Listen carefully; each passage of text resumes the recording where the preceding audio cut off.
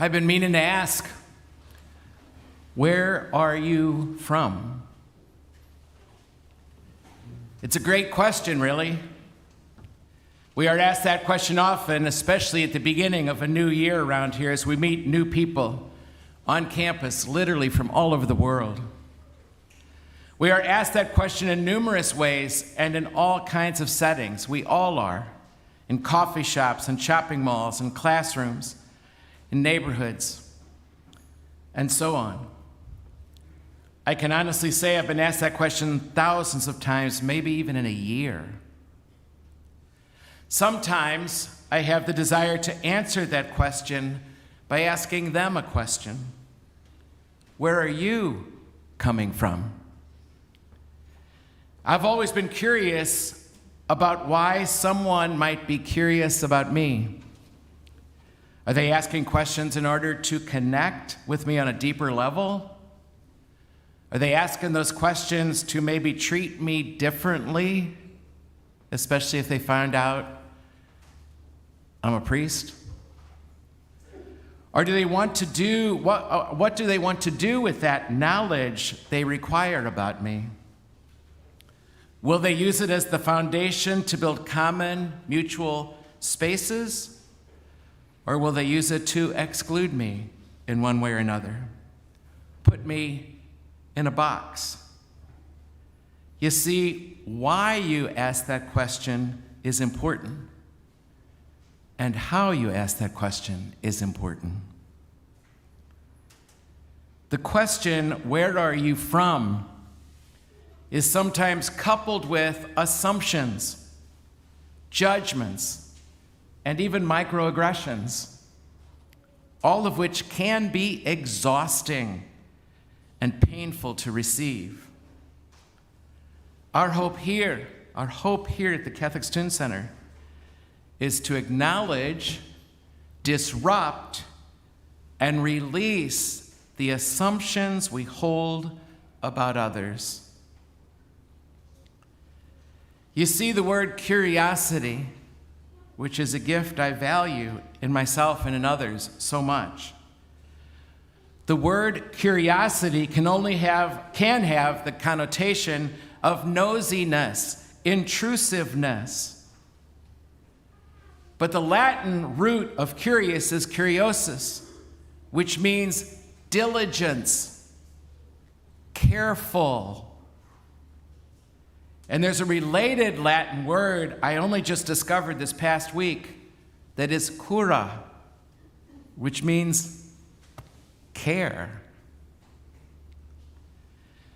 Curiosity, therefore, means asking questions with care and with diligence.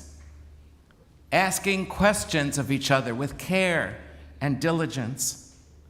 When I ask someone questions about them with care and respect for the person and for our relationship, I will end up learning a great deal about them. And even more importantly, I will also unlearn some of the assumptions I might have had about them. We heard just a couple Sundays back in the gospel of how Philip had met Jesus and was incredibly excited about what he saw in this man and what he learned from this man. Excited. So he goes to Nathanael, and Nathanael's response was flippant and dismissive. What good can come out of Nazareth, he asked. What good can come out of Nazareth? And Philip's response, if you remember, and it's a very famous, often repeated phrase, come and see. And what Nathanael came to see blew him away. I hear it all the time. When freshmen come to St. Louis and they're wondering about this city they've heard a lot of bad things about and some good things, they wonder the same thing. What good can come out of St. Louis? And when I wander the pathways of Washington University, and I run into people and they find out that I'm the director of the Catholic Student Center, I'm also a Catholic priest, the question on their lips is you can almost see the assumptions and the judgments forming behind their eyes. But it's really, what good can come out of the Catholic Church? What good can come out of the Catholic Church these days? And I want to say, come and see, come over, visit with us, see what you might see that's different. When that happened for Nathaniel, he was blown away. The point of the story from the gospel is that because of that conversation, Nathaniel was blown away by what he had unlearned about Jesus and about Nazareth. And I hope and pray that students, as they move through the university years, might somehow stumble in here or stumble upon a Catholic student who comes here regularly, and they will be blown away by what they unlearn about the Catholic Church through him or her. Our Nazareth.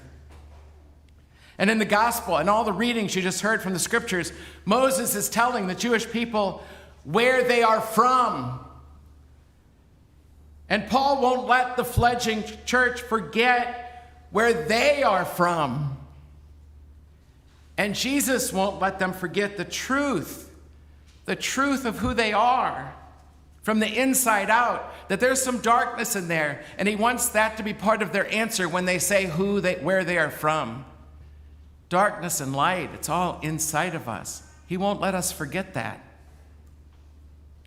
Curiosity, my friends, is about being willing to learn and unlearn and engaging with each other with respect and care and with our relationships as well. It matters who gets to ask the question. It really does. And each of us is the gatekeeper for how deep we want to go with our answer to that question. But it matters who asks the question. If you ask me the question, and I do not return the question to you, it can become rude. Even worse, a one-way street. And power gets shifted between us then. Just as we want to enter the spaces of others, we should be able to invite them into our spaces as well.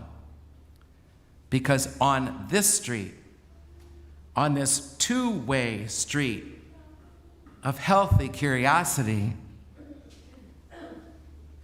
we are both host and guest. We are both subject and object of a healthy curiosity. Where are you from? The truth is, we are all from many, many places. Obviously, it's about the places in the world where we live, the cities we are from, even the nations around here. But I'm using the word place metaphorically. Each of the places that I have lived have stories and experiences associated with them. It is those stories and those experiences that make me who I am. And I am the sum of those stories and experiences. And I cannot be reduced to any one of them. So if you really want to know where I'm from, you should know the experiences associated with those places. Every one of us has a story to tell. Our stories are messy and they're beautiful, they're painful and they're hopeful. They're being written and rewritten all the time.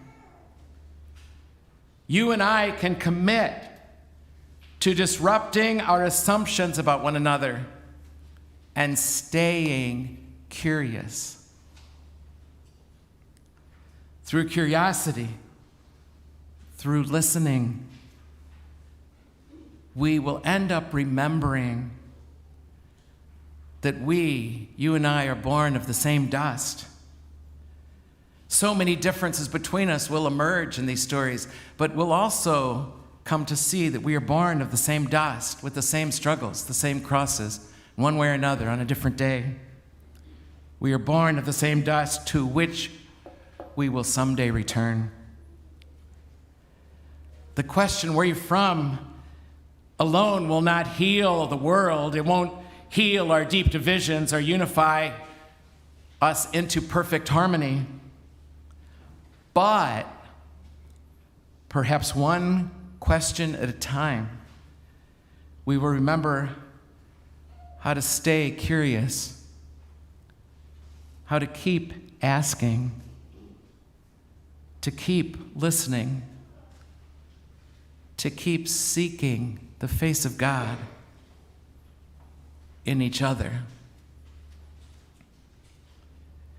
I hope that even a lot of us worshiping together some 30 years now at this 11 a.m. Mass, I hope we continue to ask each other, where are you from? I hope that you will take the time to learn about all the places that each other are from. And I also hope that you will be willing to unlearn any assumptions that might have built up over the years that you might have about me, or I might have about you, or you about each other, if needed. More importantly, I hope to learn about all the places that you have been to, even just yesterday.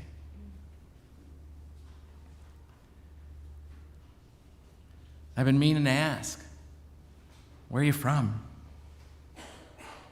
It's more than a place. It's an experience that brought you here to this place, and even more, here as you are.